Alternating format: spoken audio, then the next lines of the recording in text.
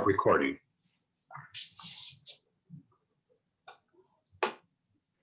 Good morning, everyone. I saw that comment in the chat about a cat filter, and I was looking for one quickly, but didn't come up with one. so it's that kind of day, which is wonderful. It's good to be with you all today. It's always a joy, and especially joyful today, Dick. I'm going to remember that photo forever. So I love it. I wanted to open with a song. There is more love somewhere. There is more love somewhere. And I'm gonna keep on till I find it. There is more love somewhere. There is more hope somewhere. There is more hope somewhere. And I'm gonna keep on till I find it. There is more hope somewhere.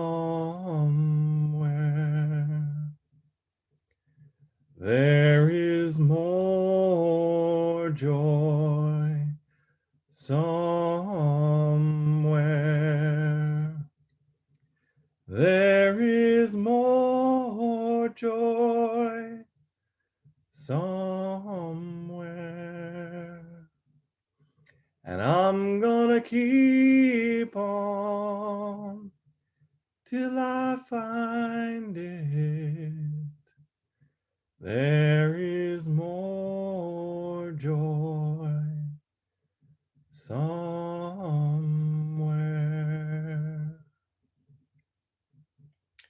So I know of late, I'm starting to feel a bit better than maybe I felt over the past year. Some of you may be feeling that too.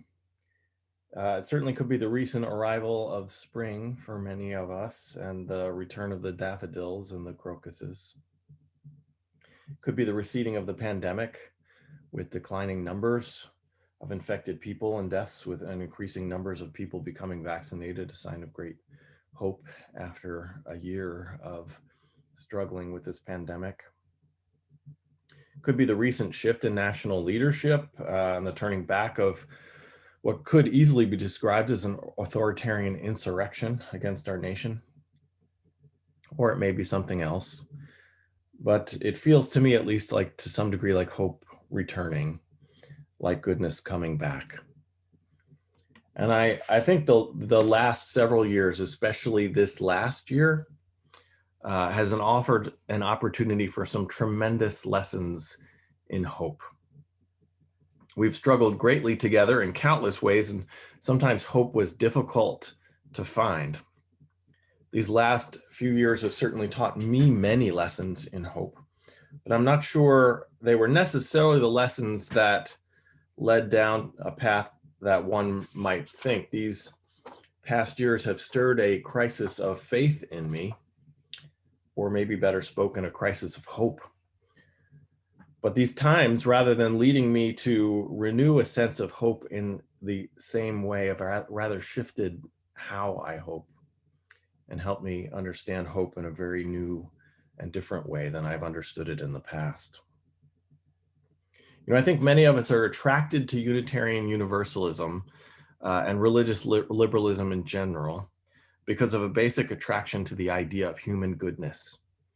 That rather than fundamentally wicked or inherently sinful, as some religions purport, we see a brighter reality for humanity and a deeper hope for the future. As religious liberals, we don't often talk about shared beliefs because we prefer to invite in the opportunity for religious pluralism and theological freedom. And yet there are some understandings that run through our faith communities that almost have the frame of common sense. One of the earlier geniuses of our faith, Theodore Parker, said, "I do not pretend," and this is very 19th century language, so it's a little bit uh, flowery here, but I think we can all kind of work our way through it here. But he says, "I do not pretend to understand the moral universe. The arc is a long one. My eye reaches but little ways. I cannot calculate the curve and complete the figure by the experience of sight. I can divine it by conscience. And from what I see, I am sure it bends towards justice."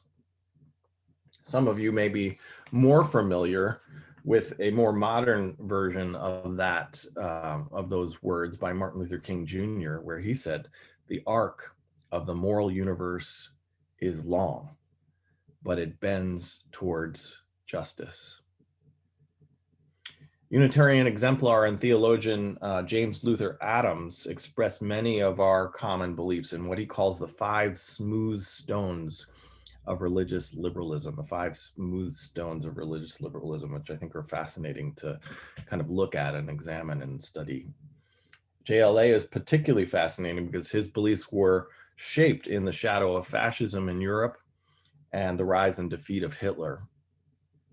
For the 5th smooth stone, JLA says liberalism, and when he says liberalism, he doesn't mean political liberalism, but he means religious and philosophical liberalism, which are somewhat distinct. He says liberalism holds that the resources, divine and human, that are available for the achievement of meaningful change justify an attitude of ultimate optimism. That the resources, divine and human, that are available for the achievement of meaningful change justify an attitude of ultimate optimism. Ultimate optimism. That the good, that love, that justice will triumph in the end, that the arc of the moral universe is long, but it bends towards justice. Parker and JLA and MLK say, we believe in hope. And this is the belief that over the last several years, I've struggled with the most.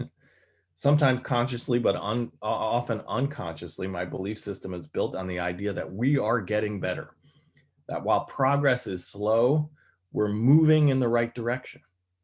And my beliefs have fit very neatly into ultimate optimism and a moral universe bent towards justice. But over the last few years, that kind of hope didn't feel welcome.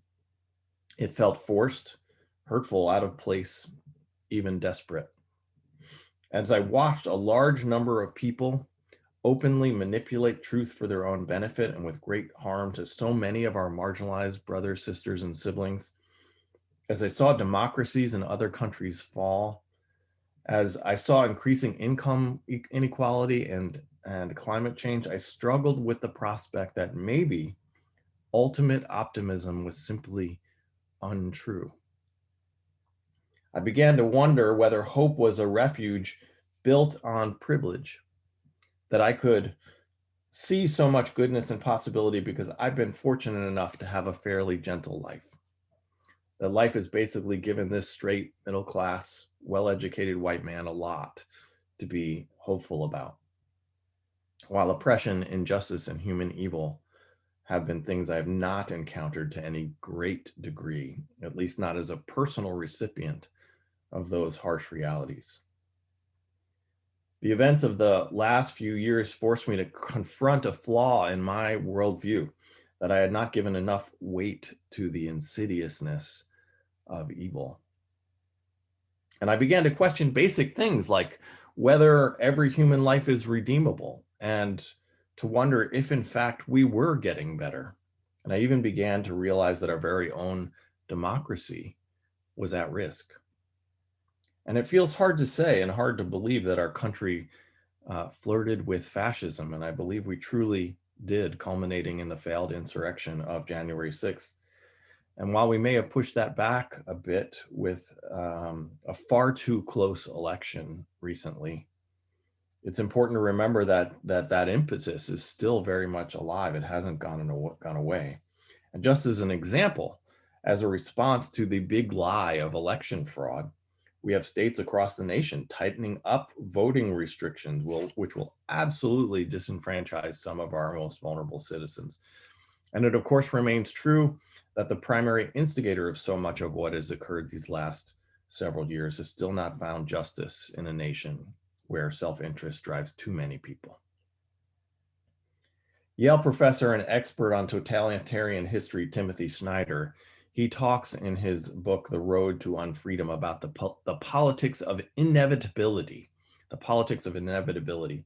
And he describes an unconscious view of history, which many of us hold, that progress is inevitable. He tells us, though, that this basic view of time, that progress is inevitable, has a fundamental flaw in it, that it assumes the good will automatically continue, which erases the struggles of history that led to what is good now.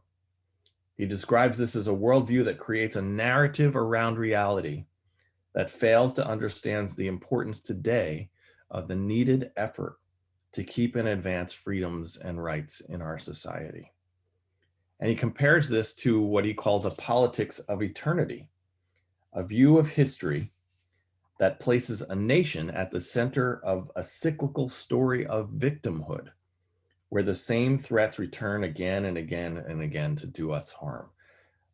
Politics of eternity, which is a cyclical story of victimhood. We are the victims, where the same threats return again and again to do us harm. And this is very much the politics of the insurrectionists and their supporters. Always an enemy to defend against, whether it's a different nationality, for example, China, a different religion, for example, Muslims, a different race or ethnicity, for example, immigrants or the Black Lives Matter movement, or different politics, liberals, socialists, or Antifa. In his book, he argues that the politics of inevitability, that progress is inevitable, actually feeds the politics of eternity. He writes, within inevitability, no one is responsible because we all know the details will sort themselves out for the better. And within eternity, no one is responsible because we all know that the enemy is coming no matter what we do. And he says rather ominously that progress gives way to doom. But he offers hope in what he calls a return to historical time. He says, if we wish to have a better account of good and evil, we have to resuscitate history. And I find his words powerful because I recognize the politics of inevitability built into my own worldview. A belief on some level that progress just happens and is just happening and will just happen, that it occurs rather than is made. And it was the events of these last few years and our dance with authoritarianism that kind of blew that apart for me. James Baldwin, one of the great intellectuals of the civil rights movement, struggled mightily with hope. He despaired following the assassination of Martin Luther King in 1968 and tried to commit suicide in 1969, so disillusioned with what he experienced as the country's rejection of racial dignity and equality. In 1970, an interviewer from Ebony went to speak to James Baldwin, and out of his despair asked him about hope. He said, how do you find hope in the midst of your sadness, in the midst of your loss, in the midst of despair? And James Baldwin responded, hope is invented every day. Hope is invented every day. And I love that. Hope is invented every day. It must be built again and again and again.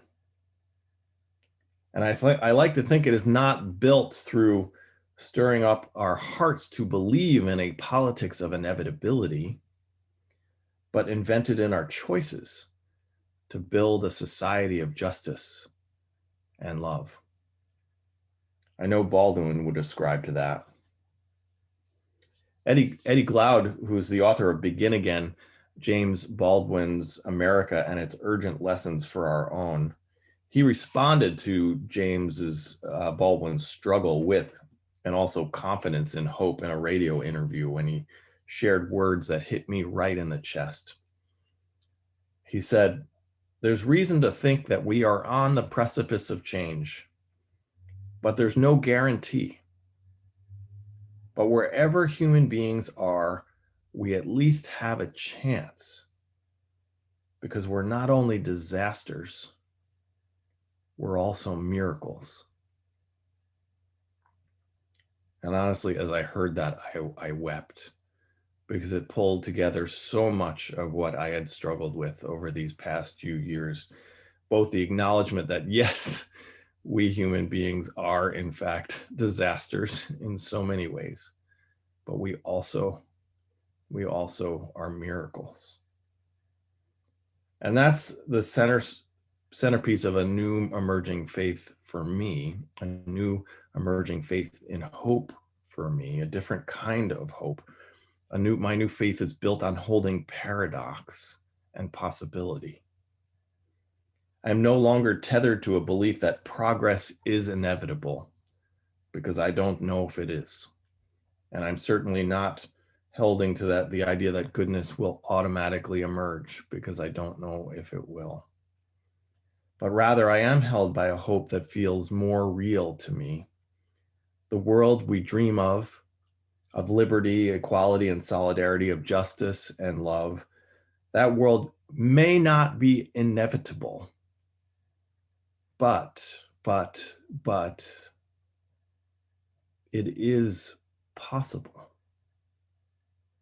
And I hear JLA's words a little differently now, with less emphasis on ultimate optimism as in the moral universe bends towards justice, and more emphasis on the resources, divine and human, that are available for the achievement of meaningful change justify.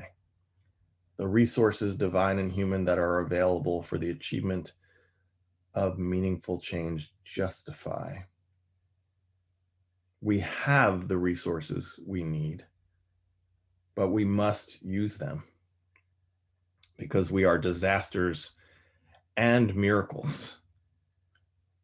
But we most are certainly are capable of great evil, and that requires an extraordinary amount of discipline to be present to. It's incredibly painful to witness that. But we are also most certainly capable of great love. And neither is inevitable. We choose. We work. We stand. We march. We sing. We build. We laugh. We love. The beloved community is crafted by our very own hands. It emerges only with each other. Shalom. Amen. And blessed be.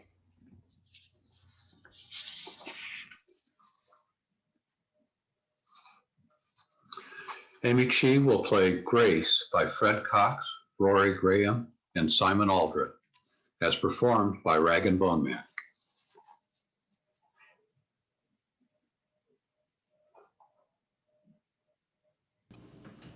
Said I loved you without